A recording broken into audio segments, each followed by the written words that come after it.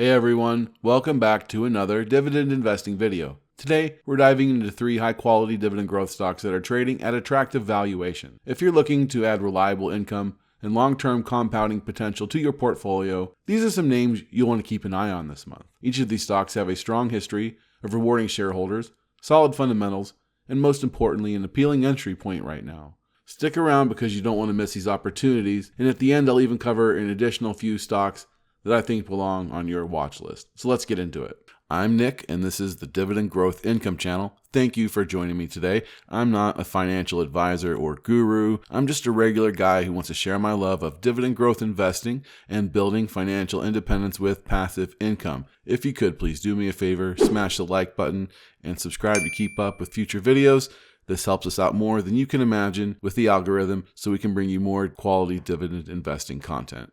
Stock number 1 is Mondelez International, ticker MDLZ. Mondelez International is a global snack food giant owning some of the most recognizable brands in the world: Oreo, Ritz, and Cadbury, just to name a few. The company benefits from strong brand loyalty, pricing power, strong presence in emerging markets, and a resilient business model that thrives even in uncertain economic conditions. Right now, Mondelez presents an interesting opportunity for dividend growth investors as shares have pulled back significantly despite the company's continued financial strength. Shares of Mondelez have struggled over the last year, down about 24% and currently sitting near their 52-week low. I think the sell-off has created a more attractive valuation for long-term minded investors, and this is one stock that I am personally buying right now. And Mondelez is trading at a forward PE of 18.5, which is well below its 5-year average of 20.9.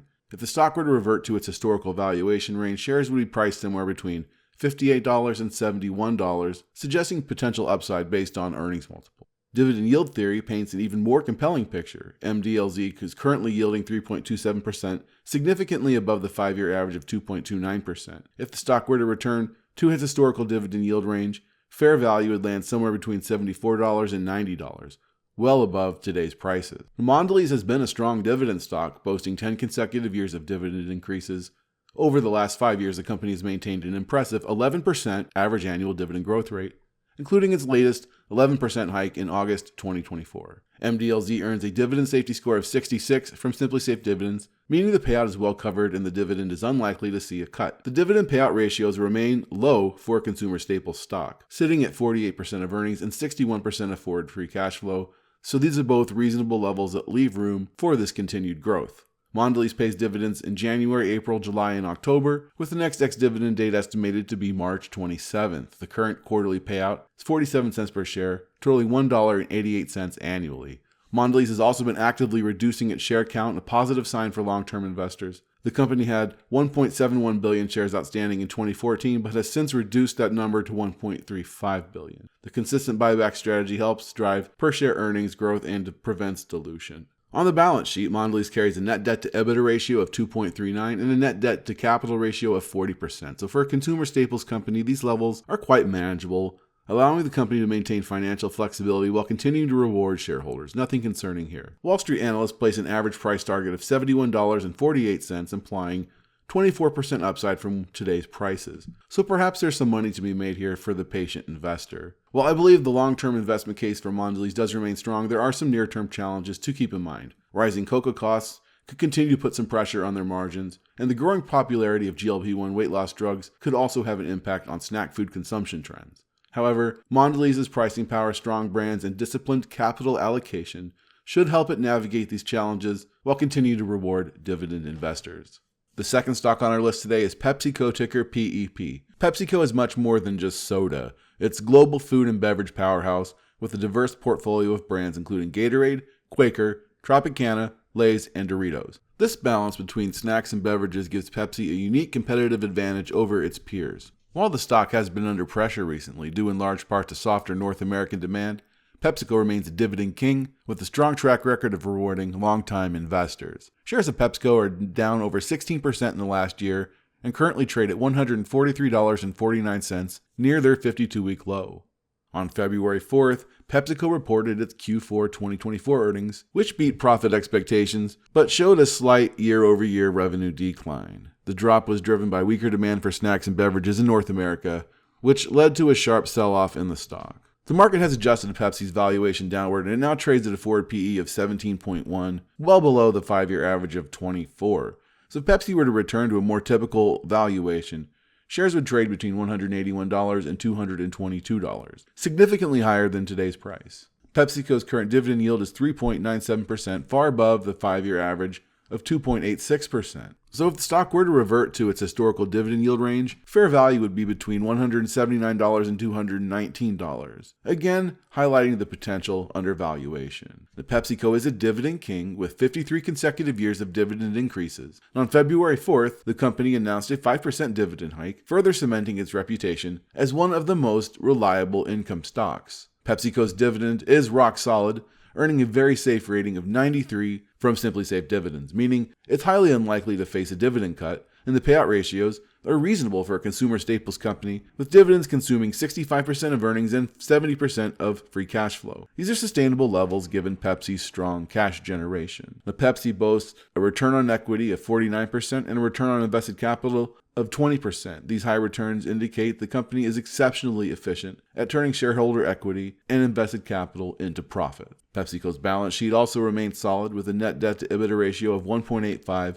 a healthy level for a stable consumer staples business, and the net debt to capital ratio sits at 65%, which is on the higher side, but still in the manageable range for a company of Pepsi's scale and cash flow strength. And it's actually an improvement over prior years. Wall Street analysts have an average price target of $172.62, implying a potential 20% upside from today's price. So despite near-term concerns about slowing North American demand, the drama surrounding the tariff/trade wars that could put pressure on prices, and a more budget and health-conscious consumer, PepsiCo remains a high-quality, blue-chip, dividend growth stock with strong brands, pricing power, and shareholder-friendly management. The combination of historically low valuation with a nearly 4% dividend yield, steady dividend growth, makes this an attractive long-term buy, which is why I've been adding shares to my Roth IRA at these levels. The third stock on our list today, it's American Water Works, ticker AWK. It's the largest publicly traded water utility in the U.S., providing water and wastewater services to 1,700 communities across 14 states, serving 3.5 million active customers. While utilities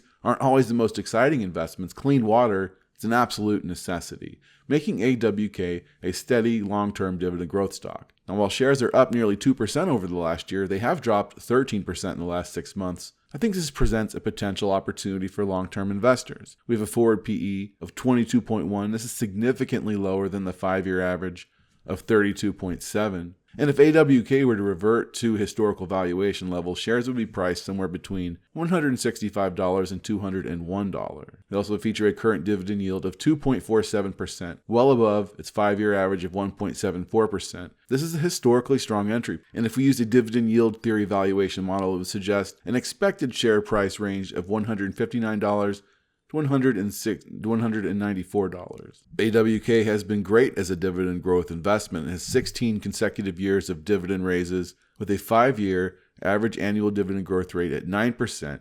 Its most recent raise back in May of 2024 was at 8%. This is very solid for a utility company. The quarterly dividend is paid out at 76.5 cents per share, paid in March, June, September, and December for a total annual payout of $3.06 annually.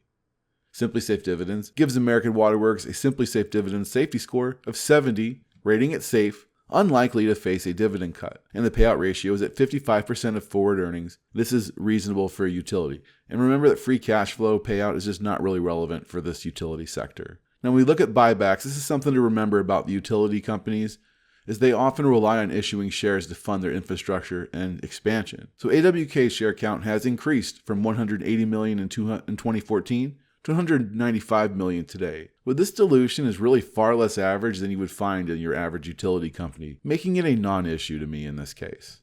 Debt levels are, I would call them borderline but manageable. We have a net debt to EBITDA of 5.01 and a net debt to capital of 56%. And this is very typical for the industry. The average analyst price target is $135, representing a potential 9% upside from today's price. Not bad for a utility stock. So I get it, guys. AWK might not be the flashiest stock, but water is life. And investing in the largest water utility in the country provides stable income, and long-term growth, with the stock trading at historically low valuation levels and offering an above-average dividend yield compared to itself at least. This could be a solid addition for investors looking to diversify into utilities. So there you have it. That's 3 undervalued dividend growth stocks to consider for February 2025. Mondelez, Pepsi, and American Waterworks each offer something a little different, but they all share the qualities of reliable income and strong long-term potential. I think there's a few more worth noting right now that I just want to briefly mention.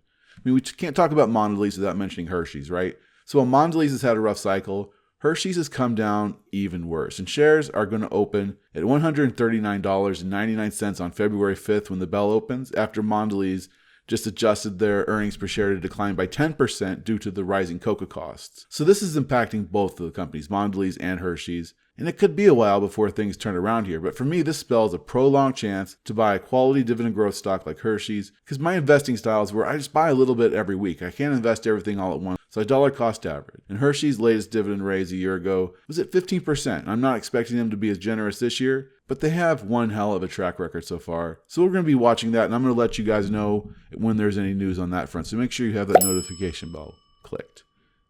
I also think it's pretty difficult to ignore the opportunity right now with Realty Income, ticker O, which is now sitting at a near 6% yield, paying out monthly dividends. I think this one is undervalued, and I'm buying it in my Roth IRA right now. In fact, I've added 2 more shares of it just this morning. It's a triple net lease REIT. It owns over 13,000 properties across a diversified range of industries, with tenants like Walmart, 7-Eleven, and FedEx, providing stable and predictable cash flow. The company has increased its dividend for over 30 consecutive years, making it a dividend aristocrat with a defensive business model, strong occupancy rates, and a history of delivering solid returns. Realty Income remains a compelling option for the income-focused investor seeking dependable, growing dividends. So that's 2 more I'm keeping in mind this month. Now, what about you? What are you buying in the month of February? Let me know down in the comments. And if you enjoyed this video, be sure you hit that like button and subscribe for more dividend investing content. Thanks for watching, and until next time, keep investing.